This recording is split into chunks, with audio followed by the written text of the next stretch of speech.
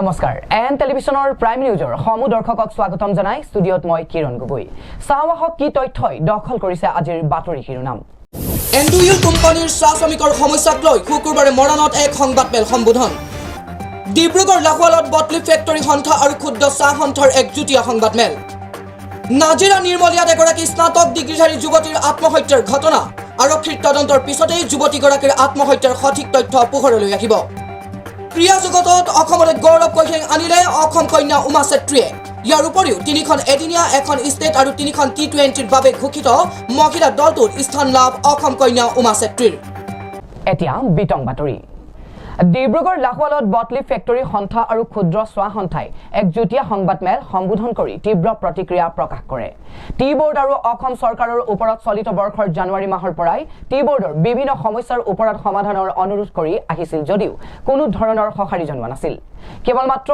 কেঁচাপাত ক্ষুদ্ৰ চাহ খেতিয়কৰ পৰা ক্ৰয় কৰি থকা বুলি কৈ খুব উজাৰে সদৌ অসম বটলি ফেক্টৰী সন্থাৰ সভাপতি চান গোহাঁই আৰু সাধাৰণ সম্পাদক গৌতম বেৰিয়াই ডিব্ৰুগড় লাহোৱালত বটলি ফেক্টৰী সন্থা আৰু ক্ষুদ্ৰ চাহ সন্থাই একজুটীয়া সংবাদমেল সম্বোধন কৰি তীব্ৰ প্ৰতিক্ৰিয়া প্ৰকাশ কৰে টি বোৰ্ড আৰু অসম চৰকাৰৰ ওচৰত চলিত বৰ্ষৰ জানুৱাৰী মাহৰ পৰাই টি বোৰ্ড বিভিন্ন সমস্যাৰ ওপৰত সমাধানৰ অনুৰোধ কৰি আহিছিল যদিও কোনো ধৰণৰ সঁহাৰি জনোৱা নাছিল বটলি ফেক্টৰীৰ স্বত্বাধিকাৰীসকলে চাহপাত বনাব আৰু অপচনত বিক্ৰী কৰিব তাৰ এক নিৰ্দিষ্ট এছঅপি তৈয়াৰ কৰি বটলি ফেক্টৰীসকলক দিবলৈ কিন্তু আজি 6 মাহ অতিক্ৰম কৰাৰ পাছতো টি বোৰ্ডে কোনো এছঅপি প্ৰদান নকৰি কেৱল মাত্ৰ কেঁচাপাত ক্ষুদ্ৰ চাহ খেতিয়কৰ পৰা ক্ৰয় কৰি থকা বুলি কৈ খুব উজাৰে সদৌ অসম বটলি ফেক্টৰী সন্থাৰ সভাপতি চান গোহাঁই আৰু সাধাৰণ সম্পাদক গৌতম বেৰিয়াই ফেক্টৰী বন্ধ হ'ব শিৱসাগৰ চৰাইদেউ ডিব্ৰুগড় তিনিচুকীয়া লখিমপুৰ বিশ্বনাথ চাৰিআলি তেজপুৰ এই যিবিলাক বটলি ফেক্টৰী আছে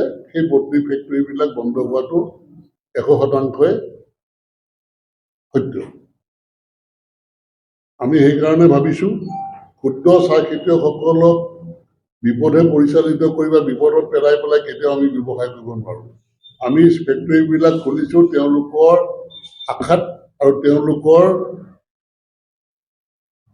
পাতখিনি যাতে আমি মাৰি পেলাই বজাৰত ভাল চাহ প্ৰস্তুত কৰিব পাৰোঁ সেই আশাতে আমি বটলি ফেক্টৰীবিলাক খুলিছিলোঁ এতিয়া চৰকাৰে বা টি বোৰ্ডে যিবোৰ নিয়ম নীতি আনি দিছে সেই নিয়ম নীতিবিলাক যাতে আমাৰ গ্ৰাছ লেভেলত আমাৰ খেতিয়কৰ সুবিধাৰ অৰ্থে তেওঁলোকে গ্ৰাউণ্ড লেভেলত আহি পেলাই বস্তুখিনি চাওঁকি আমি টি বোৰ্ডক ৰিকুৱেষ্ট কৰিছোঁ তেওঁলোকে গ্ৰাউণ্ড লেভেলত আহি পেলাই ক'ত কি সমস্যা আছে সেইবিলাক চাওক চাই পেলাই তেওঁলোকে আইনবিলাক আনক আমি টি বোৰ্ডক সেইটোৱে অনুৰোধ কৰিছোঁ তেওঁলোকে দিল্লীত বহি কলিকতাত বহি আমাৰ গাঁৱৰ পৰিৱেশৰ কথা নুবুজাকে গাঁৱৰ খেতিয়কৰ কথা নুবুজাকে আৰু বটলি ফেক্টৰীসকল কেনেকৈ চলিছে এই কথাবিলাক নুবুজাকে তেওঁলোকে যদি এখন আইন আনি দিয়ে সেই আইনখন মানি ল'বলৈ আমাৰ অসুবিধা আছে ইয়াৰ প্ৰথম কথা হ'ল কি বটলি এছ'চিয়েশ্যনে বটলিবৰ আন্দোলন কাৰ্যসূচী ঘোষণা কৰিলে আৰু গতিকে তেখেতসকলে আন্দোলনৰ কাৰ্যসূচী ঘোষণা কৰিলে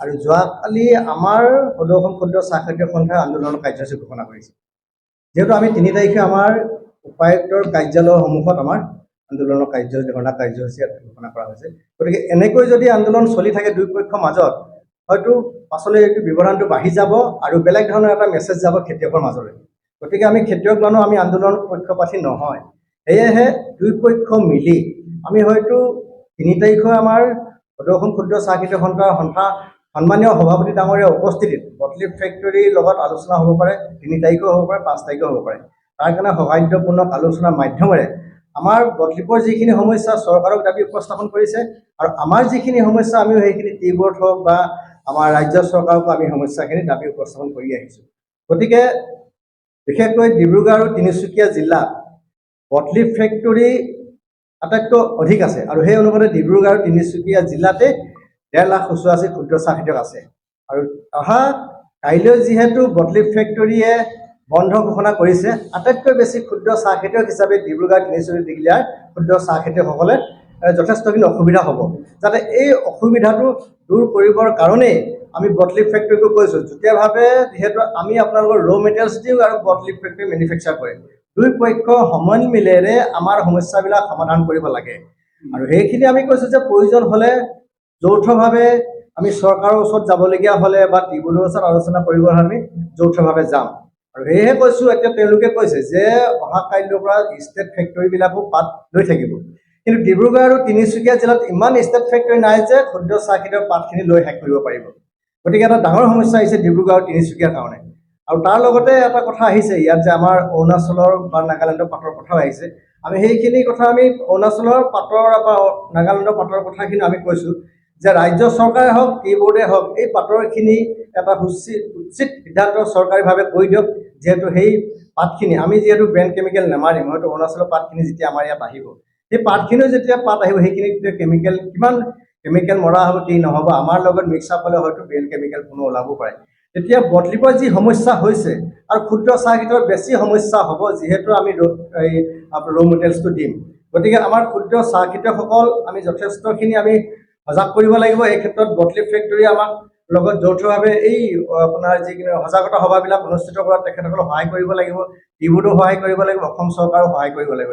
এইখিনি কথা আমাৰ দাবী আগৰ পৰা আছে। এইখিনি পুনৰ আমি চৰকাৰক দাবী উপস্থাপন কৰিম আৰু যাতে আমাৰ আন্দোলন কাৰ্যসূচীটো যাতে দীৰ্ঘম্যাদী হৈ নাযায়, সেইকাৰণে যৌথভাৱে আমি 3 তাৰিখ বা 5 তাৰিখে আমি বটলিপ ফেক্টৰীৰ লগত আমি পুনৰ আলোচনাত বহিবৰ কাৰণে আমি এটা সিদ্ধান্ত গ্ৰহণ কৰিছোঁ।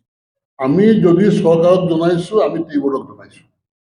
যদি টি বোৰ্ডে আৰু চৰকাৰে যদি আমাৰ দাবীবিলাক মানি নলয়, তেতিয়া কিন্তু আমি ক্ষুদ্ৰ চাহ খেতিয়কসকল আৰু আমি বটলিপ ফেক্টৰীসকল আমি দুয়োপক্ষ মিলি পেলাই সমাধান দিওঁ। কিন্তু এটা কথা ঠিক, টি বোৰ্ডে যিবোৰ নিয়ম নীতি উলিয়াইছে আমাৰ ওপৰত উলিওৱা অৰ্থটো হ'ল আমি ক্ষুদ্ৰ চাহ খেতিয়কসকলো ইয়াৰ প্ৰভাৱ পৰিব। কাৰণ কেলে আমি তেওঁলোকৰ পৰা পাত লৈ পেলাই আমি মেট্ৰি বনাম, চাহ প্ৰস্তুত কৰোঁ। যিহেতু আমাৰ বটলিপ ফেক্টৰীত কাৰো পৰা 1 কেজি চাহপাত নাই। আমি সদায় ক্ষুদ্ৰ চাহ খেতিয়কসকলৰ পৰাই মেটেৰিয়েল লৈয়ে আমি চাহ প্ৰস্তুত কৰোঁ। আমাৰ কথা হ'ল এতিয়া টি বোৰ্ডে আমাক যিখন SOP উলিয়াইছে, তেওঁলোকে আৰু এটা কথা কৈছে কি, আমি অকশ্যনত চাহ বিক্ৰী কৰিব লাগিব। আমি কৈছোঁ মই মোৰ চাহ ক'ত বিক্ৰী কৰোঁ ক'ত নকৰোঁ এইটো মোৰ কথা। চৰকাৰে আমাক ফ্ৰী মাৰ্কেট এখন দিছে। ষড়যন্ত্ৰ থকা কথাটো চব।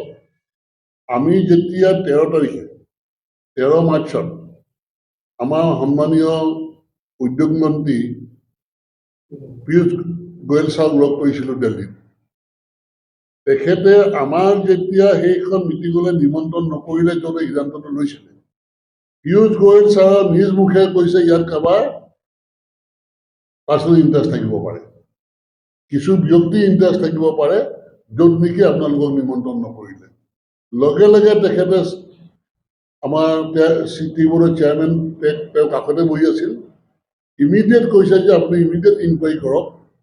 যিহেতু 52% ভাৰতবৰ্ষত চাহ আমি প্ৰস্তুত কৰোঁ, বটলিপ ফেক্টৰীবিলাকে ক্ষুদ্ৰ চাহ খেতিয়কসকলৰ পৰা পাত লৈ পেলাই। আমি আছিলোঁ, নেতা আছে, BCP আছে আৰু north Bengal bought leaf tea welfare association আছে। আমাৰ দুটা সংগঠনক তেওঁলোকে নিমন্ত্ৰণ নকৰিলে। নেতা আৰু BCPক নিমন্ত্ৰণ কৰিছিলে, কিন্তু তেওঁলোকে এইটো প্ৰতিবাদ কৰিছিল যে গেজেট নটিফিকেশ্যনখন আমি মানি লোৱা নাই। কিন্তু তেওঁলোকৰ কথাও তেওঁলোকে গুৰুত্ব নিদি পেলাই এই নটিফিকেশ্যন তেওঁলোকে প্ৰস্তুত কৰিলে। ডিব্ৰুগড়ৰ পৰা জয়ৰ সহযোগত আইনুল আহমেদৰ ৰিপৰ্ট, AN টেলিভিজন। মূল্যবৃদ্ধি এতিয়া যেন এয়া কোনো অলিক কথা নহয়। এতিয়া বাস্তৱৰ মূল্যবৃদ্ধিৰ লগতে বিদ্যুতৰ মাচুল বৃদ্ধি আৰু অনিয়মীয়া বিদ্যুৎ যোগান জনসাধাৰণক সমস্যাত পেলাইছে, যাৰ ফলত ৰাইজৰ অভিযোগৰ প্ৰতি সন্মান জনাই দুলীয়াজান আঞ্চলিক ছাত্ৰ সন্থা আৰু টেঙাখাত আঞ্চলিক ছাত্ৰ সন্থাই সদৌ অসম ছাত্ৰ সন্থাৰ আহ্বান মৰ্মে টিপলিংস্থিত অসম ৰাজ্যিক বিদ্যুৎ পৰিষদৰ প্ৰৱেশ দুৱাৰৰ সন্মুখত এক প্ৰতিবাদী কাৰ্যসূচী ৰূপায়ণ কৰে। দুলীয়াজানত বিদ্যুতৰ সঘন লুকাভাকুক লৈ অতিষ্ঠ ৰাইজ। শক্তিমন্ত্ৰী নন্দিতা গাৰ্লুছা আৰু মুখ্যমন্ত্ৰীৰ পুতলিকা দাহ কৰি প্ৰতিবাদ সাব্যস্ত দুলীয়াজান আৰু টেঙাখাত আঞ্চলিক ছাত্ৰ সন্থাৰ। ৰাজ্যৰ বিয়াগুম এটা বিভাগ হৈছে শক্তি বিভাগ। কিছুদিনৰ পৰা এই বিভাগটোৰ কৰ্মকাণ্ডত সৰ্বসাধাৰণ ৰাইজে বাৰুকৈয়ে জ্বলাকলাত ভুগিব লগা হৈছে। এফালে যদি উৎকট গৰম, আনফালে আকৌ বিদ্যুতৰ সঘন লুকাভাকু। ইয়াৰ মাজতে ৰাজ্যবাসীক জুলুকা জুলুকে পানী খাবলৈ বাধ্য কৰাইছে অত্যাধিক বিদ্যুতৰ মাচুল বৃদ্ধি কৰি। যাৰ পৰিপ্ৰেক্ষিতত শুকুৰবাৰে ৰাইজৰ অভিযোগৰ প্ৰতি সন্মান জনাই দুলীয়াজান আঞ্চলিক ছাত্ৰ সন্থা আৰু টেঙাখাট আঞ্চলিক ছাত্ৰ সন্থাই সদৌ অসম ছাত্ৰ সন্থাৰ আহ্বান মৰ্মে টিপলিংস্থিত অসম ৰাজ্যিক বিদ্যুৎ পৰিষদৰ প্ৰৱেশদ্বাৰৰ সন্মুখত এক প্ৰতিবাদী কাৰ্যসূচী পালন কৰে। ইফালেদি ৰাজ্যখনৰ মুখ্যমন্ত্ৰী আৰু বিদ্যুৎ বিভাগৰ মন্ত্ৰী নন্দিতা গাৰ্লুছৰ পুত্ৰলিকা দাহ কৰি অসম চৰকাৰ মুৰ্দাবাদ বিদ্যুৎ মন্ত্ৰী নন্দিতা গাৰ্লুছৰ কাম নাই অতি শীঘ্ৰে ৰাজ্যত বিদ্যুৎৰ যোগান নিয়মীয়া কৰক আদি প্ৰতিবাদী কণ্ঠই পৰিৱেশ উত্তাল কৰি তোলে ছাত্ৰ সংগঠনটোৱে।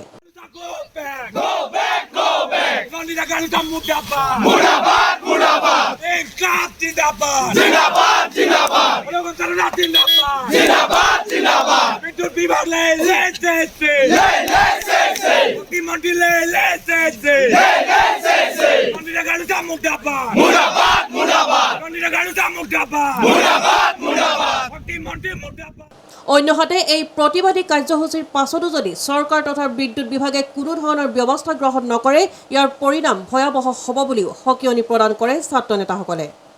অসম চৰকাৰৰ এটা ব্যাগুম বিভাগ আছে, যিটো বিভাগ হ'ল শক্তি বিভাগ, অসম শক্তি বিতৰণ কোম্পানী।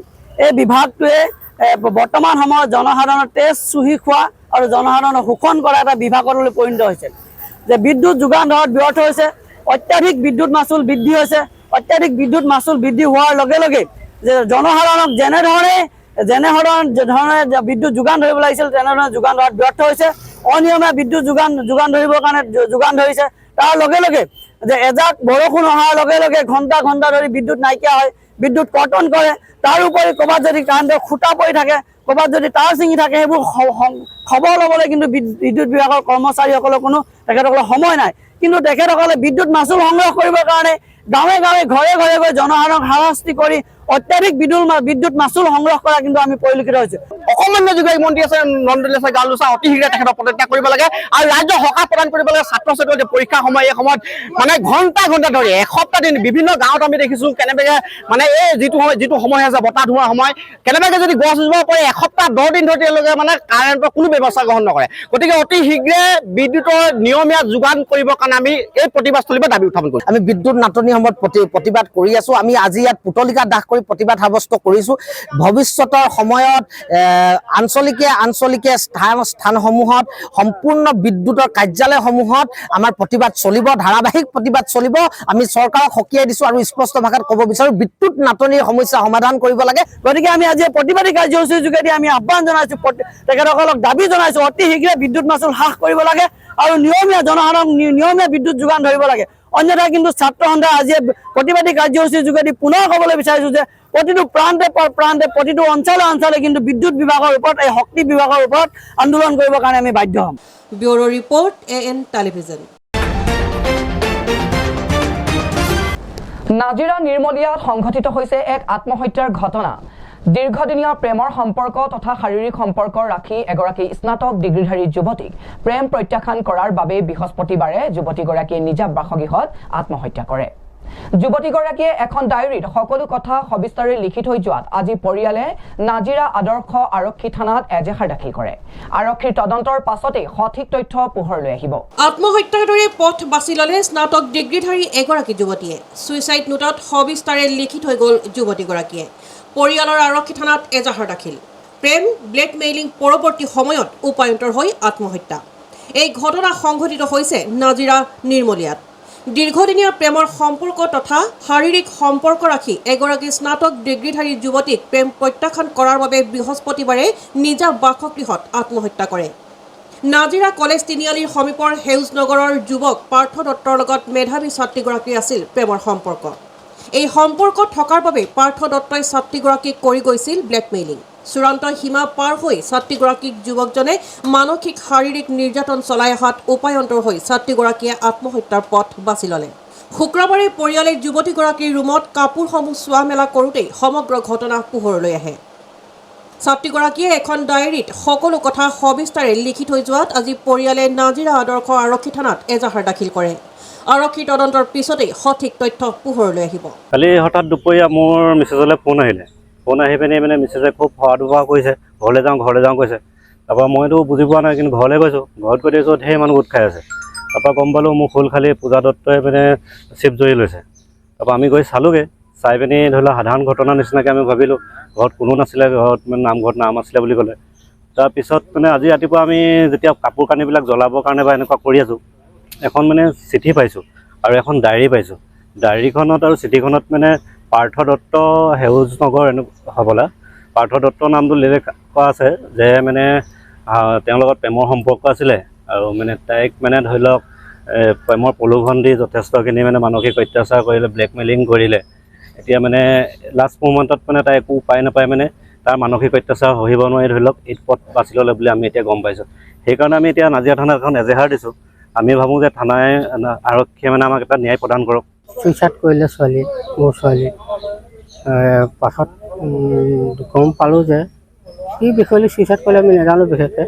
পাছত ৰাতি চাইছোঁ যে চিঠি এখন, ডায়েৰী এখন পাইছোঁ যে সেই ডায়েৰীখনত লিখা আছে যে এই কি নগৰ বুলি কয় এজন, সেউজ নগৰ, কি নাম আছিলে নাম জানো, পাৰ্থ দত্ত।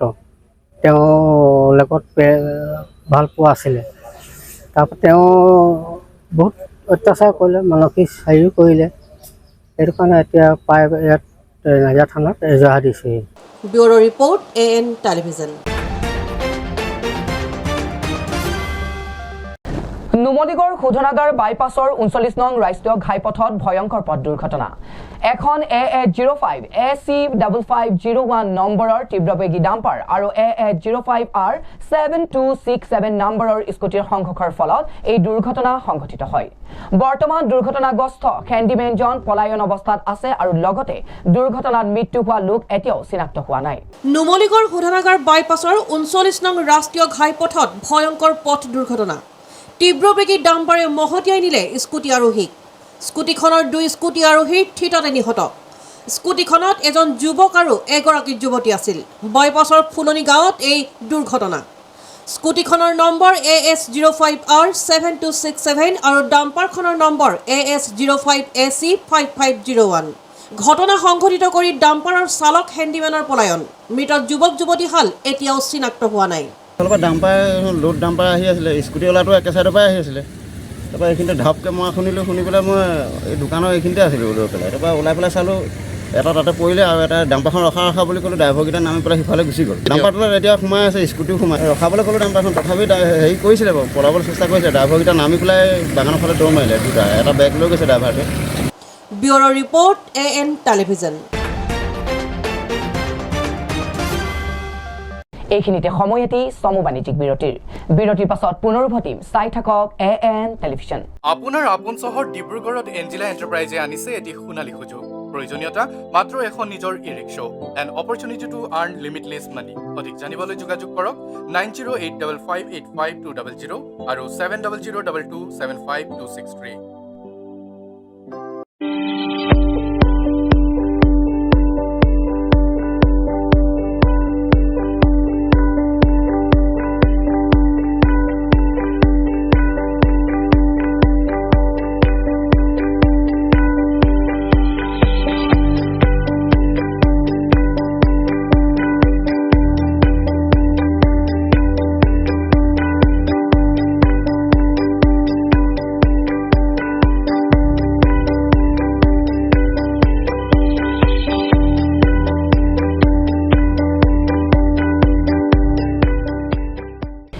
উভতি আহিছো পুনৰ বাতৰি মাজলৈ।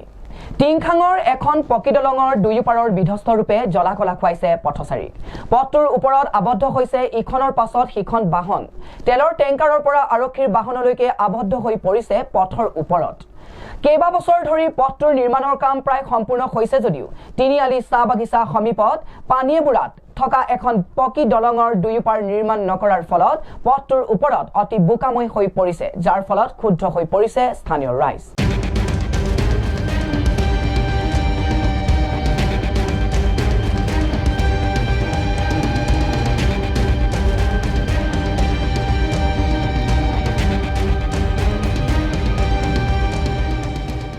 টিংখাঙৰ এখন পকী দলঙৰ দুয়োপাৰৰ বিধ্বস্ত ৰূপে জ্বলা-কলা খুৱাইছে পথচাৰী। পথটোৰ ওপৰত আবদ্ধ হৈছে ইখনৰ পাছত সিখন বাহন। তেলৰ টেংকাৰৰ পৰা আৰক্ষীৰ বাহনলৈকে আবদ্ধ হৈ পৰিছে পথৰ ওপৰত। টিংখাঙৰ তিনিআলিৰ পৰা লেঙেৰী আঘোণবাৰী হৈ বামুণবাৰী সংযোগী অতি ব্যস্ততা পথটো কেইবা বছৰ পূৰ্বে বহু কোটি টকা ব্যয়েৰে টিংখাঙৰ আটাইতকৈ দীঘল ব্লক ইটাৰে নিৰ্মাণ কৰা হৈছিল। কিন্তু পথটোৰ নিৰ্মাণৰ কাম সম্পূৰ্ণ হৈছে যদিও তিনিআলি চাহ বাগিচাৰ সমীপত পানীয়েবোৰত থকা এখন পকী দলঙৰ দুয়োপাৰ নিৰ্মাণ নকৰাৰ ফলত পথটোৰ ওপৰত অতি বোকাময় হৈ পৰিছে, যাৰ ফলত পথটোৰ ওপৰত আবদ্ধ হৈ পৰিছে ইখনৰ পাছত সিখন বাহন। বিভিন্ন যান বাহনৰ লগতে আৰক্ষীৰ বাহনো আবদ্ধ হৈ পৰা পৰিলক্ষিত হৈছে, যাৰ বাবে পথটো সম্পূৰ্ণৰূপে যাতায়াত বন্ধ হৈ পৰিছে। ঠিকাদাৰৰ গাফিলতিৰ বাবেই এই অৱস্থা সৃষ্টি হোৱাত ক্ষোভিত হৈ পৰিছে স্থানীয় ৰাইজৰ লগতে পথচাৰীসকল। এইটো আমি ৰাতিপুৱাৰ ভাগৰ পৰা ইয়াত আছোঁ, প্ৰায় গাড়ী ঠেলি মেলি হ'লেও উলিয়াই পঠিয়াইছোঁ আৰু ইখনৰ পিছত সিখন গাড়ী ফচি আছে, মানে বিভাগীয় গাফিলতিৰ বাবে এই পথটো আজি ৩-৪ বছৰে একো হৈ উঠা নাই। প্ৰায় আমি জনামতে 40 কোটি টকীয়া মানেই হ'ব। আৰু এই পথেৰে অৰুণাচলৰে ৰাজধানী ইটানগৰলৈ, দেওমালী, খুনচা এইবিলাকৰ পৰা বগীবিল হৈ ইটানগৰলৈ চমু পথ হয়। এইটো ৰাস্তাই অহা যোৱা কৰে। আমি এইটো ৰাস্তাই ডিব্ৰুগড়লৈও ওচৰ হয়, মৰাণলৈও ওচৰ হয়। কিন্তু এই ব্যস্ততাপূৰ্ণ ৰাস্তাটো অতি সোনকালে বনাই দিয়া হ'লে ভাল আছিলে। কিন্তু কাষৰ যিটো পুৰণি পথ আছিলে, সেই পুৰণি পথটো খান্দি দিয়াৰ ফলতে এই বিপদৰ সন্মুখীন হ'বলগীয়া হৈছে। হয়, পুৰণি পথেৰে অহা যোৱা কৰিছিলে। স্কুলৰ ল'ৰা ছোৱালীবিলাকৰ এতিয়া যথেষ্ট সন্মুখীন হৈছে। প্ৰায় 5 কিলোমিটাৰকৈ 7 কিলোমিটাৰ দূৰৰ ৰাস্তাই এতিয়া যাবলগীয়া হৈছে। এইটো এটা মূল পথৰ দৰে হৈ আছে। দলঙৰ দুইটা ছাইডৰ বাবে অসুবিধা। এইকেইটা প্ৰায় আজি 3 বছৰমানৰ পৰা মাটি দি আছে, কিন্তু হোৱাগৈ নাই। আৰু এতিয়া যদিও শিল বালি এইবিলাক দিছে, কিন্তু বস্তুটো কিবা নিম্নমানৰ হ'ব নেকি, সেইবাবে সহজে বোকা হৈ যায়। এই পথটো নিৰ্মাণ অৱস্থাত থকা 3-4 বছৰ হৈ গ'ল। 3-4 বছৰ হৈ গ'ল, আজিৰ তাৰিখলৈকে এইখন দলং সম্পূৰ্ণ কৰিব নোৱাৰিলে। আৰু যিখন পুৰণি দলং আছিলে, সেই পুৰণি দলঙৰ ৰাস্তাটো আজি বৰ্তমান অৱস্থাত খান্দি দিয়া হৈছে, যাৰ ফলত টুকটুকি বা সৰু অন্যান্য মটৰচাইকেলবিলাক অহা যোৱাৰ বাবে সুবিধা হৈ আছিলে। এই নতুন দলংখনটো যাব নোৱাৰি, কোনো ধৰণৰ সুব্যৱস্থা নকৰিলেই ইমান দিনে বাৰিষা অহাৰ লগে লগে সাৰ পালে তেওঁলোকে, যাৰ ফলত কোনো ধৰণৰ কামবিলাক কেনেধৰণে কৰিছে। শিলৰ সলনি ইয়াত প্ৰায় মাটিহে বেছি দেখিবলৈ পোৱা গৈছে। আৰু মেইন কথাটো হ'ল ঠিকাদাৰৰ অৱহেলা আৰু মতালিৰ ফলত আজি এই অৱস্থা হ'ব লগা হৈছে, যাৰ ফলত আমাৰ এই অঞ্চলৰ ছাত্ৰ ছাত্ৰীসকল, বজাৰলৈ যোৱা আমাৰ সাধাৰণ ৰাইজ এই পথ এৰি অন্য পথেৰে যাব লগা হৈছে। ছাত্ৰ ছাত্ৰীসকলৰ আজি ডিগ্ৰী ছাত্ৰ ছাত্ৰীসকলৰ পৰীক্ষা হৈ আছে। পৰীক্ষা যাবলৈ এই ওচৰৰ ৰাস্তাটো এৰি অন্য ৰাস্তাৰে যাবলগীয়া হৈছে। 3 বছৰ হ'ল, কিন্তু এই কাম কেতিয়াও সম্পূৰ্ণ হৈ নুঠিল। আমি এই মঞ্চৰ পৰা, এই মুহূৰ্তৰ পৰা আমি পুনৰবাৰ চৰকাৰ তথা ডিব্ৰুগড় প্ৰশাসন ব্যৱস্থাক অনুৰোধ জনাইছোঁ যে অতি সোনকালে এই ৰাস্তাটোৰ সুব্যৱস্থা কৰি দিব লাগে। হাঁহকটীয়াৰ পৰা মৰাণ সংযোগী এটা অতি গুৰুত্বপূৰ্ণ পথ হৈছে। ইয়াৰ লগে লগে এই অঞ্চলৰ মানুহবিলাকে ডিব্ৰুগড়লৈ যাবলৈ এই পথটোৰ যথেষ্ট ওচৰ হয়। তাৰ বিপৰীতে খোৱাং, মৰাণলৈ যাবলৈ ছাত্ৰ ছাত্ৰীসকলৰ ইয়াত বহুতো, মৰাণ কলেজলৈ যাবলৈ আমাৰ এই অঞ্চলৰ বহুতো ছাত্ৰ ছাত্ৰী মৰাণ কলেজত পঢ়ি আছে, তেওঁলোকৰ যাবলৈ অসুবিধা হৈছে। Bureau' report, AN television. Andrew Yule কোম্পানীৰ চোৱা শ্ৰমিকৰ সমস্যাক লৈ শুক্ৰবাৰে মৰাণত এক সংবাদমেল সম্বোধন কৰে CPI আৰু অসম সংগ্ৰামী চোৱা শ্ৰমিক সংস্থাই। বছৰে 17 কোটি লাভ হোৱা এণ্ডুইল কোম্পানীৰ শ্ৰমিকসকলে সময়মতে মৰ্যাদা নোপোৱাৰ লগতে ভাৰত চৰকাৰৰ 89% শ্বেয়াৰ থকা কোম্পানীটো কেনেকৈ এবছৰৰ ভিতৰত লোকচানত পৰিল, এই ধৰণৰ প্ৰশ্ন উত্থাপন CPI আৰু অসম সংগ্ৰামী চোৱা শ্ৰমিক সংঘৰ। বছৰে 17 কোটি লাভ হোৱা এণ্ডুইল কোম্পানীৰ শ্ৰমিকসকলে সময়মতে দৰমহা নাপায় কিয়? এণ্ডুইল কোম্পানী আৰু বিজেপি চৰকাৰলৈ প্ৰশ্ন CPI আৰু অসম সংগ্ৰামী চাহ শ্ৰমিক সংঘৰ। এণ্ডুইল কোম্পানীৰ চাহ শ্ৰমিক সমস্যাক লৈ শুক্ৰবাৰে মৰাণত এক সংবাদমেল সম্বোধন কৰে CPI আৰু অসম সংগ্ৰামী চাহ শ্ৰমিক সংঘই। এণ্ডুইলৰ অধীনস্থ চাহ বাগিচাসমূহত যোৱা 6 মাহ ধৰি অনিয়মীয়া দৰমহা আৰু ৰেচনৰ বাবে শ্ৰমিকসকলে চৰম হাৰাশাস্তিত ভুগি আহিছে।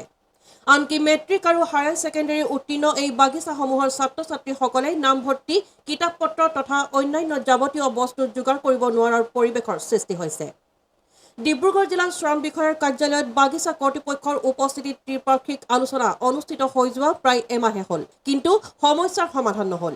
2022 আৰু 23 বৰ্ষৰ বেলেন্স শ্বীটৰ তথ্যমতে এণ্ডুইল কোম্পানীৰ সমগ্ৰ ভাৰতৰ 15খন বাগিচাত 17 কোটি লাভ কৰিছে, কিন্তু বৰ্তমান লোকচানৰ কথা বাৰে বাৰে দোহাই আছে এণ্ডুইল কোম্পানীয়ে। ভাৰত চৰকাৰৰ 79% শ্বেয়াৰ থকা কোম্পানীটো কেনেকৈ এবছৰৰ ভিতৰত লোকচানত পৰিল, প্ৰশ্ন CPI আৰু অসম সংগ্ৰামী চাহ শ্ৰমিক সংঘৰ। খুৱাং বামুণবাৰী ৰাজগড় টিংখং লাক্ৰিবাম দিল্লীবাৰী দিছাম কাঠলনি বাছমতীয়াকে ধৰি অসমত এই কোম্পানীৰ সৰহ সংখ্যক বাগিচা ডিব্ৰুগড় জিলাৰ টিংখাং সমষ্টিত আছে। কিন্তু টিংখাঙৰ বিধায়ক বিমল বৰাই উদ্যোগ মন্ত্ৰীৰ দায়িত্বত থকাৰ পিছতো তেওঁৰ এই সমষ্টিৰ শ্ৰমিকসকলে আজি 6 মাহে হাহাকাৰ কৰিবলগীয়া হৈছে। শীঘ্ৰে সমস্যা সমাধান নকৰিলে তীব্ৰ গণতান্ত্ৰিক আন্দোলন গঢ়ি তোলা হ'ব বুলি সদৰি কৰে CPI আৰু অসম সংগ্ৰামী চাহ শ্ৰমিক সংঘই। 2022-23 বৰ্ষত এতিয়া তেওঁলোকে যিটো লোকচানৰ দোহাই দি আছে যে কোম্পানী লোকচানত চলি আছে, লোকচানত থকাৰ বাবে আমি দৰমহা আৰু ৰেচন নিয়মীয়া কৰিব পৰা নাই। আমি তেতিয়া তথ্য দাঙি ধৰিলোঁ যে তেওঁলোকৰ ৱেবছাইটত যিবিলাক তথ্য প্ৰদান কৰিছিলে যে 22-23 চনত তেওঁলোকে 17 কোটি লাভ কৰিছে। তেওঁলোকৰ যিমান বাগিচা আছে বাগিচাসমূহৰ পৰা 17 কোটি টকা লাভ হৈছিলে। 22-23 বৰ্ষত 17 কোটি টকা লাভ হৈ থকা এটা কোম্পানী এবছৰত কেনেকৈ লোকচানৰ সন্মুখীন হ'ল? এইবিলাক তথ্য ৰাজহুৱা কৰিব লাগে। তাত বাগিচা কৰ্তৃপক্ষই তেওঁলোকে কোনো ধৰণৰ মানে কাগজে পত্ৰে তথ্য প্ৰদান কৰা নাই। যেনেদৰে শ্ৰমিকৰ আগত ইয়াত বাগিচাসমূহতো কৈ আছিলে যে আমি লোকচানত আছোঁ আপোনালোকে অলপ দিন ধৈৰ্য ধৰক, আমি বিষয়টো সমাধান কৰিম। তো তাতো তেওঁলোকে শ্ৰম বিষয়া কাৰ্যালয়ত অনুষ্ঠিত ত্ৰিপাক্ষিক আলোচনাতো কোনো ধৰণৰ কাগজে পত্ৰে তথ্য দাঙি ধৰিব পৰা নাই। কেৱল সেইটো কথাই দোহাৰি আছে লোকচানত আছোঁ। তেতিয়া আমি তথ্য উত্থাপন কৰিলোঁ যে কাগজে পত্ৰে আপোনালোকে 22-23 চনত 17 কোটি লাভ হৈছে বুলি কৈছে, এবছৰত কেনেকৈ লোকচানৰ সন্মুখীন হ'ল? এই তথ্যটো আপোনালোকে শ্ৰমিকৰ আগত দাঙি ধৰিব লাগে, কাৰণ শ্ৰমিকৰ জনাৰ অধিকাৰ আছে। আৰু এই কোম্পানীটো হৈছে ভাৰত চৰকাৰ 89% শ্বেয়াৰ থকা এটা কোম্পানী। আৰু এই বিষয়টো লৈ আমাৰ লগতে অন্যান্য যিবিলাক শ্ৰমিক সংগঠন আছে বা আদিবাসী ৰাইজক প্ৰতিনিধিত্ব কৰা সংগঠনবিলাকেও এটা আন্দোলন চলাই আহিছে, কিন্তু এতিয়ালৈকে তেওঁলোকে কোনো ধৰণৰ মানে ব্যৱস্থা গ্ৰহণ কৰা হোৱা নাই। আটাইতকৈ পৰিতাপৰ বিষয় হৈছে যে যিখন চৰকাৰ চলি আছে এই বিজেপি চৰকাৰখনে তেওঁলোকে বাৰে বাৰে কৈ থাকে যে আমাৰ চৰকাৰৰ দিনতে চাহ শ্ৰমিকৰ সৰ্বোচ্চ উন্নয়ন হৈছে।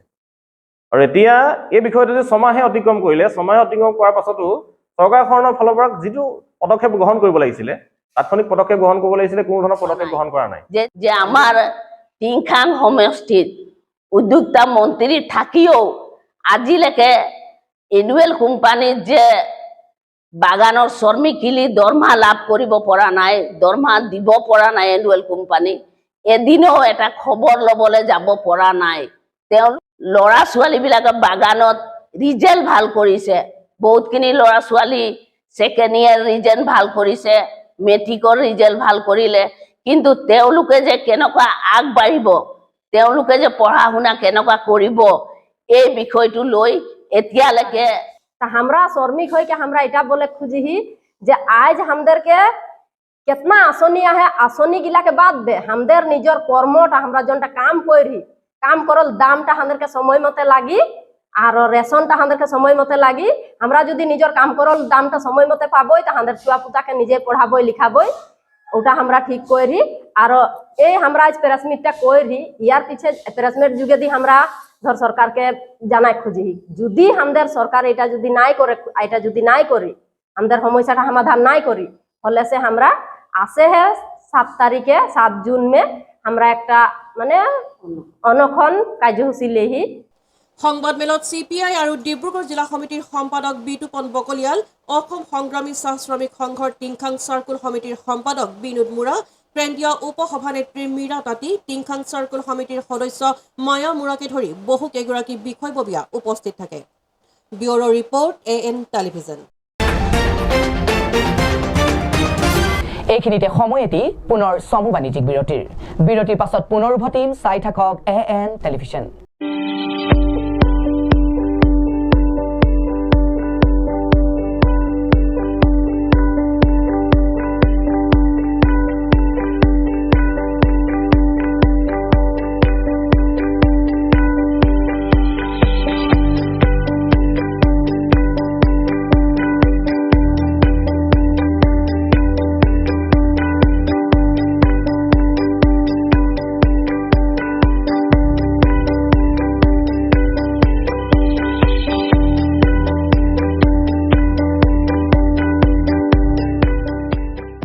উভতি আহিছো পুনৰ বাতৰি মাজলৈ।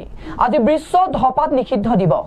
প্ৰত্যেক বছৰে 31 মে দিনটোত সমগ্ৰ বিশ্বতে বিশ্ব ধপাত নিষিদ্ধ দিৱস হিচাপে পালন কৰা হয় এইবাৰ ধপাত উদ্যোগৰ হস্তক্ষেপৰ পৰা শিশুক সুৰক্ষা দিয়া আদি বিষয়ক কেন্দ্ৰ কৰি বিশ্ব স্বাস্থ্য সংস্থা আৰু সমগ্ৰ বিশ্বৰ জনস্বাস্থ্য চেম্পিয়নসকলে একত্ৰিত হৈ যুৱক যুৱতীসকলৰ ওপৰত ধপাত উদ্যোগৰ ক্ষতিকাৰক প্ৰভাৱৰ বিষয়ে সজাগতা সৃষ্টি কৰিছে 31 মে বিশ্ব ধপাত নিষিদ্ধ দিৱস এইবাৰ পুনৰবাৰ বিশ্ব স্বাস্থ্য সংস্থা আৰু সমগ্ৰ বিশ্বৰ জনস্বাস্থ্য চেম্পিয়নসকলে একত্ৰিত হৈ যুৱক যুৱতীসকলৰ ওপৰত ধপাত উদ্যোগৰ ক্ষতিকাৰক প্ৰভাৱৰ বিষয়ে সজাগতাৰ সৃষ্টি কৰিছে ধূমপানে হৃদযন্ত্ৰ পাচন ছাল প্ৰজনন মৌখিক আৰু ৰোগ প্ৰতিৰোধ ক্ষমতাত নেতিবাচক প্ৰভাৱ পেলায় যাৰ ফলত বিভিন্ন কৰ্কট ৰোগৰ সম্ভাৱনা বৃদ্ধি পায় 2024 বৰ্ষৰ এইবাৰৰ বিষয়বস্তু হৈছে ধপাত উদ্যোগৰ হস্তক্ষেপৰ পৰা শিশুক সুৰক্ষা দিয়া ধপাত উদ্যোগৰ হেতালি খেলা কৌশলৰ পৰা যুৱক যুৱতীসকলক সুৰক্ষিত কৰাৰ জটিল প্ৰয়োজনীয়তাৰ ওপৰত গুৰুত্ব আৰোপ কৰিছে বিশ্ব ধপাত নিষিদ্ধ দিৱস 2024 শিশুসকলক এই প্ৰভাৱৰ পৰা ৰক্ষা কৰিবলৈ